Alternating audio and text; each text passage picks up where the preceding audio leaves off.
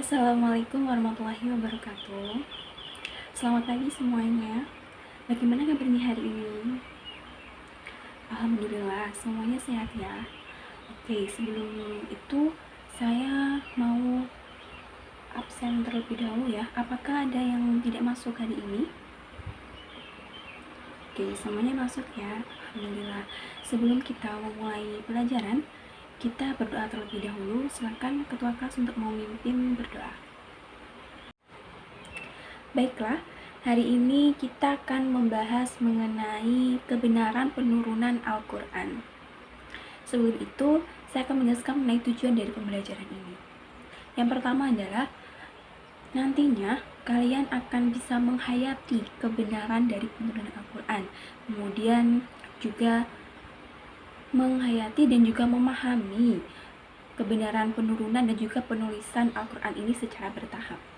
Dan yang terakhir yaitu kalian dapat menganalisis sejarah dari penurunan Al-Quran. Dan apa sih pentingnya mempelajari kebenaran penurunan Al-Quran ini? Nah, ini sangat penting untuk dipelajari karena nantinya kalian bisa memahami dan juga mengetahui kebenaran dari penurunan Al-Quran, dan juga kalian bisa tahu bagaimana tahapan-tahapan diturunkannya Al-Quran ini. Dan juga nantinya kalian dapat mengaplikasikannya ke dalam kehidupan sehari-hari ataupun juga sebagai pedoman untuk kehidupan kalian. Karena Al-Quran ini adalah satu pedoman atau pegangan dalam kehidupan kita. Karena semua apapun yang ada di dunia ini tuh sudah dijelaskan dalam Al-Quran. Baiklah, setelah kalian membaca tadi, apakah ada sesuatu yang belum dipahami dan ingin ditanyakan? Monggo silahkan bertanya. Baiklah, ada satu pertanyaan dari Mbak Nabila tadi ya. Pertanyaan adalah, kenapa Al-Quran itu diturunkan secara bertahap? Allah menurunkan Al-Quran itu melalui malaikat Jibril yang disampaikan kepada Nabi Muhammad. Dan Al-Quran itu diturunkan sesuai dengan kebutuhan pada saat itu. Bahkan terkadang wahyu itu diturunkan untuk menjawab pertanyaan dari para sahabat atau membenarkan tindakan dari Nabi Muhammad.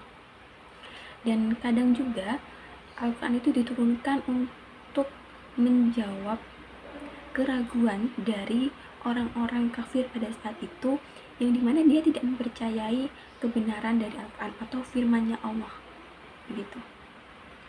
Sehingga ya itu tadi, kenapa dengan secara bertahap? Ya karena sesuai dengan kebutuhan pada saat itu, atau juga kadang tidak sesuai dengan kebutuhan juga, atau menjawab tantangan atau pertanyaan-pertanyaan dari orang-orang kafir yang tidak mempercayai firman-Nya Allah. Mungkin itu ya penjelasannya, atau apakah sudah bisa dipahami? Oke, sudah bisa dipahami ya. Apakah ada pertanyaan lagi? Silakan jika ingin bertanya. Tidak ada ya. Oke, kalau itu kita lanjut ya. Sekarang Ibu akan membagi kelompok yang terdiri dari 5 orang, dan tugasnya adalah silahkan kalian mencari informasi mengenai kebenaran menurun Al-Quran ini dari berbagai literatur atau buku yang ada di perpustakaan. Dan kalian dapat mendiskusikan itu, dan saya kasih waktu 20 menit ya untuk berdiskusi. Jadi silahkan ke perpustakaan, mencari informasi, dan diskusikan. Baiklah, sudah ya diskusinya.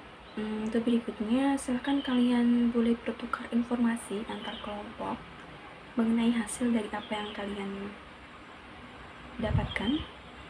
Dan kemudian silahkan perwakilan dari tiap kelompok untuk mempresentasikan, untuk maju ke depan kelas untuk menjelaskan informasi apa yang kalian dapatkan di depan teman-teman kalian, supaya teman-teman kalian memahami juga apa yang kalian dapatkan.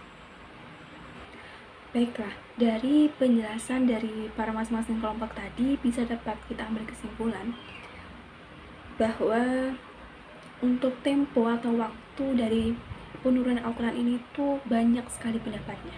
Ada yang mengatakan 20 tahun, 23 tahun, bahkan ada juga mengatakan dalam kurun waktu 25 tahun. Dan ada juga berpendapat bahwa Al-Quran diturunkan dalam waktu 22 tahun, 2 bulan, 22 hari. Dan penulisan dari Al-Quran ini itu dibagi dalam 3 tahapan atau 3 periode. Yang pertama yaitu periode daripada zaman Nabi, yang dimana pada zaman Nabi ini tuh lebih untuk dihafalkan dan juga ditulis dalam pelepah kurma ataupun potongan kulit. Dan kemudian yaitu pada zaman Abu Bakar. Pada zaman Abu Bakar ini tuh terjadilah perang Yamamah, yang mana pada perang ini tuh banyak sekali penghafal Al-Quran yang gugur, yang meninggal dunia. Sehingga Abu Bakar memerintahkan untuk mengumpulkan ayat-ayat Al-Quran yang berjajaran tersebut agar tidak hilang. Dan akhirnya Abu Bakar memerintahkan Zaid bin Sabit untuk menulis kembali.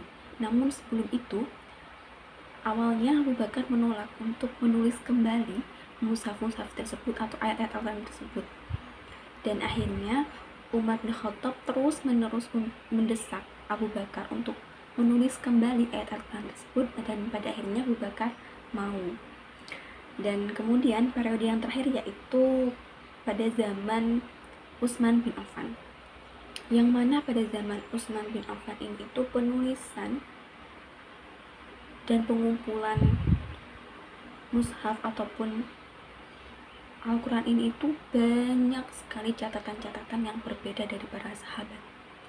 Sehingga karena nantinya ditakutkan akan adanya fitnah, maka Utsman bin Affan memerintahkan untuk menjadikan satu, mengumpulkan mushaf-mushaf ini atau ayat Al-Quran ini menjadikan satu agar tidak terjadi perbedaan dalam membaca atau dialek dalam membacanya.